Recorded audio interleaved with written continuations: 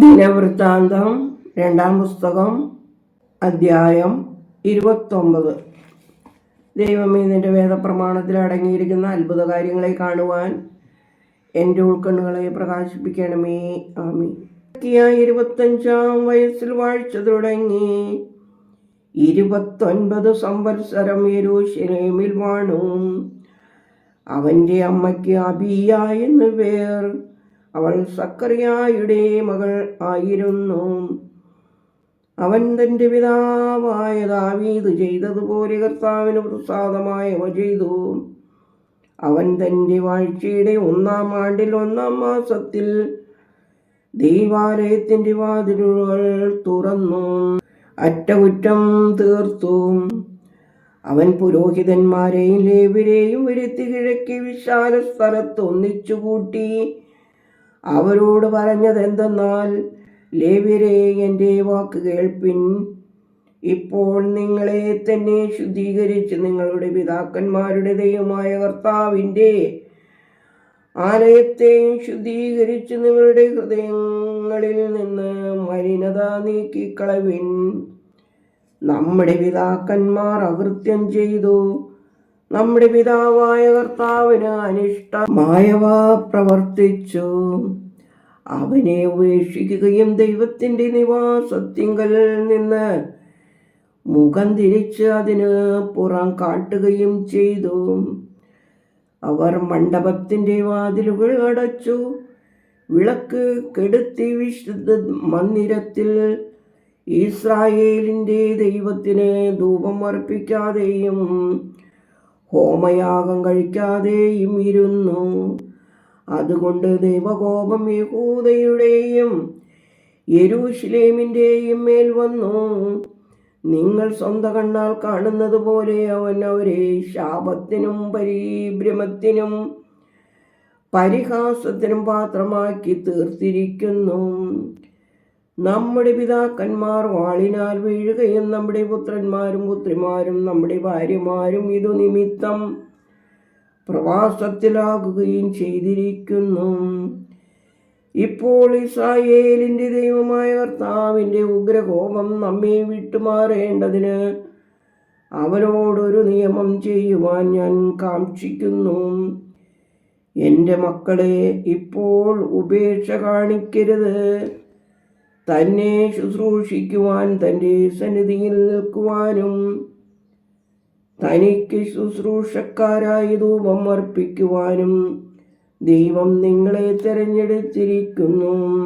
അപ്പോൾ കെഹാത്യരിൽ അമാസായിയുടെ മകൻ മഹത്ത്, അസര്യായുടെ മകൻ യോവേൽ, മെരാര്യൽ അബ്ദിയുടെ മകൻ കീശ്, യഹല്ലേലിൻ്റെ മകൻ അസറിയ, ഗേർശോന്യരിൽ സിമ്മയുടെ മകൻ യോവാഹ്, യോവാഹിൻ്റെ മകൻ ഏദൻ, എലിസാഫാന്യരിൽ സിമ്രി, യെയൂവേൽ, അസാഫ്യരിൽ സക്കറിയ, മത്തന്യ, ഹേമാന്യരിൽ യഹൂവേൽ, ശിമയേയി, യദൂദ്യൂന്യരിൽ ശിമേയ, ഉസ്സിയേൽ എന്നീ ലേവ്യർ എഴുന്നേറ്റു. തങ്ങളുടെ സഹോദരന്മാരെ ഒന്നിച്ചുകൂട്ടി തങ്ങളെ തന്നെ വിശുദ്ധീകരിച്ചു. ദൈവത്തിൻ്റെ വചനപ്രകാരം രാജാവിൻ്റെ കൽപ്പന അനുസരിച്ച് ദൈവാലയത്തെ വെടിപ്പാക്കുവാൻ വന്നു. പുരോഹിതന്മാർ ദൈവാലയത്തിൻ്റെ അകം വെടിപ്പാക്കുവാൻ വാതിൽ കടന്നു. ദൈവാലയത്തിൽ കണ്ട മലിനതയെല്ലാം പുറത്ത് ദൈവത്തിൻ്റെ ആലയത്തിൻ്റെ പ്രാകാരത്തിൽ കൊണ്ടുവന്നു. ലേവ്യർ അത് കൊണ്ടുപോയി കിദ്രോൻ തോട്ടിൽ ഇട്ട് കളഞ്ഞു. 1-ാം മാസം 1-ാം തീയതി അവർ വിശുദ്ധീകരണം തുടങ്ങി. 8-ാം തീയതി അവർ ദൈവത്തിൻ്റെ മണ്ഡപത്തിങ്കലെത്തി. ഇങ്ങനെ അവർ 8 ദിവസം കൊണ്ട് യഹോവയുടെ ആലയം വിശുദ്ധീകരിച്ചു. 1-ാം മാസം 16-ാം തീയതി തീർത്തു. ഹെസക്കിയ രാജാവിൻ്റെ അടുക്കൽ അകത്തു ചെന്നു. ഞങ്ങൾ ദൈവാലയം മുഴുവനും ഹോമപീഠവും അതിൻ്റെ ഉപകരണങ്ങൾ എല്ലാം കാഴ്ചയപ്പത്തിൻ്റെ മേശയും അതിൻ്റെ ഉപകരണങ്ങളെല്ലാം വെടിപ്പാക്കി. ആഹാസ് രാജാവ് തൻ്റെ വാഴ്ചക്കാലത്ത് തൻ്റെ തെറ്റുമൂലം നീക്കിക്കളഞ്ഞ ഉപകരണങ്ങളെല്ലാം നന്നാക്കി വിശുദ്ധീകരിച്ചിരിക്കുന്നു. അവ ദൈവത്തിൻ്റെ യാഗപീഠത്തിൻ മുൻപിലുണ്ട് എന്ന് പറഞ്ഞു. ഹെസക്കിയ രാജാവ് രാവിലെ എഴുന്നേറ്റു നഗരാധിപതികളെ കൂട്ടി ദൈവാലയത്തിലേക്ക് ചെന്നു. അവർ രാജത്വത്തിനും വിശുദ്ധ മന്ദിരത്തിനും യഹൂദയ്ക്കും വേണ്ടി 7 കാളയെയും 7 ആട്ടുകൊറ്റനെയും 7 കുഞ്ഞാടിനെയും പാപയാഗത്തിനായിട്ട് 7 വെള്ളാട്ടുകൊറ്റനെയും കൊണ്ടുവന്നു. അവയെ കർത്താവിൻ്റെ യാഗപീഠത്തിന്മേൽ യാഗം കഴിക്കുവാൻ അവൻ അഹരോന്യരായ പുരോഹിതന്മാരോട് കൽപ്പിച്ചു. അവർ കാളകളെ അറുത്തു. പുരോഹിതന്മാർ രക്തം വാങ്ങി യാഗപീഠത്തിന്മേൽ തളിച്ചു. ആട്ടുകൊറ്റന്മാരെ അറുത്ത് രക്തം യാഗപീഠത്തിന്മേൽ തളിച്ചു. കുഞ്ഞാടുകളെ അറുത്ത് രക്തം യാഗപീഠത്തിന്മേൽ തളിച്ചു. പിന്നെ അവർ പാപയാഗത്തിനുള്ള വെള്ളാട്ടുകൊറ്റന്മാരെ രാജാവിൻ്റെയും സഭയുടെയും മുമ്പിൽ കൊണ്ടുവന്നു. അവർ അവയുടെ മേൽ കൈവച്ചു. പുരോഹിതന്മാർ അവയെ അറുത്തു. എല്ലാ ഇസ്രായേലിനും പ്രായശ്ചിത്തം വരുത്തേണ്ടതിന് അവരുടെ രക്തം യാഗപീഠത്തിന്മേൽ പാപയാഗമായി അർപ്പിച്ചു. എല്ലാ ഇസ്രായേലിനും വേണ്ടിയോ ഹോമയാഗവും പാപയാഗവും കഴിക്കണമെന്ന് രാജാവ് കൽപ്പിച്ചിരുന്നു. അവൻ ദാവീദിൻ്റെയും രാജാവിൻ്റെ പ്രവാചകനായ ഗാദിൻ്റെയും നാഥാൻ പ്രവാചകൻ്റെയും കൽപ്പന പ്രകാരം ലേവ്യരെ കൈത്താളങ്ങളോടും വീണകളോടും കിന്നരങ്ങളോടും കൂടി ദൈവാലയത്തിൽ നിർത്തി. അങ്ങനെ പ്രവാചകന്മാർ മുഖാന്തരം ദൈവം കൽപ്പിച്ചിരുന്നു. ലേവ്യർ ദാവീദിൻ്റെ വാദ്യങ്ങളോടും പുരോഹിതന്മാർ കാഹളത്തോടും കൂടെ നിന്നു. പിന്നെ ഹെസക്കിയ യാഗപീഠത്തിന്മേൽ ഹോമയാഗം കഴിക്കുവാൻ കൽപ്പിച്ചു. അവർ കാഹളങ്ങളോടും ഇസ്രായേൽ രാജാവായ ദാവീദിൻ്റെ വാദ്യങ്ങളോടും കൂടി ദൈവത്തിന് കീർത്തനം പാടുവാൻ തുടങ്ങി. ഉടനെ സർവ്വസഭയും നമസ്കരിച്ചു. സംഗീതക്കാർ പാടുകയും കാഹളക്കാർ ഊതുകയും ചെയ്തു. ഇതെല്ലാം ഹോമയാഗം കഴിയുന്നതുവരെ ചെയ്തുകൊണ്ടിരുന്നു.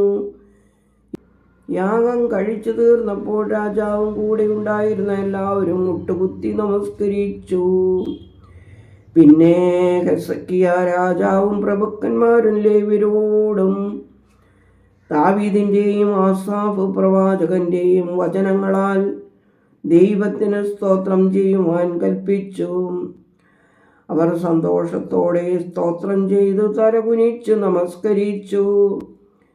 നിങ്ങൾ ഇപ്പോൾ ദൈവത്തിന് നിങ്ങളെ തന്നെ സമർപ്പിച്ചിരിക്കുന്നു. അടുത്തു വന്ന ദൈവാലയത്തിൽ ഹനനയാഗങ്ങളും സ്തോത്രയാഗങ്ങളും കൊണ്ടുവരുവിനെന്ന് ഹെസക്കിയ പറഞ്ഞു. അങ്ങനെ സഭാഹനനയാഗങ്ങളും സ്തോത്രയാഗങ്ങളും നല്ല മനസ്സുള്ളവർ എല്ലാവരും ഹോമയാഗങ്ങളും കൊണ്ടുവന്നു. സഭ കൊണ്ടുവന്ന ഹോമയാഗങ്ങളുടെ എണ്ണം കാള 70, ആട്ടുകൊറ്റൻ 100, കുഞ്ഞാട് 200. ഇവയെല്ലാം ദൈവത്തിന് ഹോമയാഗത്തിനായിരുന്നു. സമർപ്പിത വസ്തുക്കളോ ദൈവത്തിന് ഹോമയാഗത്തിനായിരുന്നു. സമർപ്പിത വസ്തുക്കളോ 600 കാളയും 3000 ആടുമായിരുന്നു. പുരോഹിതന്മാർ കുറവായിരുന്നതിനാൽ ഹോമയാഗങ്ങളെല്ലാം തോലുരിപ്പാൻ അവർക്ക് കഴിഞ്ഞില്ല. അതുകൊണ്ട് അവരുടെ സഹോദരന്മാരായ ലേവ്യർ ആ ജോലി തീരുന്നതുവരെ പുരോഹിതന്മാരെല്ലാം തങ്ങളെ തന്നെ വിശുദ്ധീകരിക്കുന്നതുവരെ അവരെ സഹായിച്ചു. തങ്ങളെ തന്നെ വിശദീകരിക്കുന്നതിൽ ലേവ്യർ പുരോഹിതന്മാരെക്കാൾ അധികം ഉത്സാഹമുള്ളവരായിരുന്നു. ഹോമയാഗങ്ങൾ സമാധാനയാഗങ്ങൾക്കുള്ള മേധസ്സിനോടും ഹോമയാഗങ്ങൾക്കുള്ള പാനീയയാഗങ്ങളോടും കൂടി വളരെ ഉണ്ടായിരുന്നു. ഇങ്ങനെ ദൈവാലയത്തിലെ ആരാധന മുമ്പെപ്പോലെയായി. ദൈവം ജനത്തിന് ധാരാളമായി കൊടുത്തതിൽ ഹെസക്കിയായും സകല ജനവും സന്തോഷിച്ചു. കാര്യം വേഗം പൂർത്തിയായി. ദൈവമേ, സ്തുതി നിനക്ക് യോഗ്യമാകുന്നു. പാർക്കുമോർ.